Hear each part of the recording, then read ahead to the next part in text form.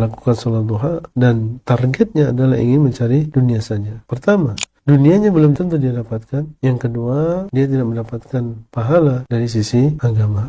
Ya karena niatnya adalah dunia, bukan karena Allah Subhanahu wa ta'ala. Karena kalau kita bandingkan dua ini, tentunya seorang pilih yang pertama. Ikhlaskan saja. Niatnya adalah ingin mencari ridha Allah, maka insya Allah pahala-pahala dunia tersebut akan mengikuti. Dan kita dapatkan memang beberapa dalil di situ ada ganjaran secara dunia. Seperti misalnya Nabi SAW menyuruh kita untuk bersilaturahim, dan orang yang bersilaturahim maka akan diluaskan rezekinya, akan dipanjangkan umurnya. Ini kan berkaitan dengan dunia. Nah, bolehkah kita niatnya bisa bersilaturahim, ingin mendapatkan keutamaan yang disebutkan dalam hadis tadi, ingin dipanjangkan umurnya, ingin diluaskan rezekinya, maka kita katakan boleh, silakan, karena memang di situ ada dalilnya. Tetapi jangan dijadikan itu sebagai tujuan utama. Tetap tujuan utamanya adalah mendapatkan pahala dari Allah Subhanahu wa ta'ala, ya, bukan karena dunia.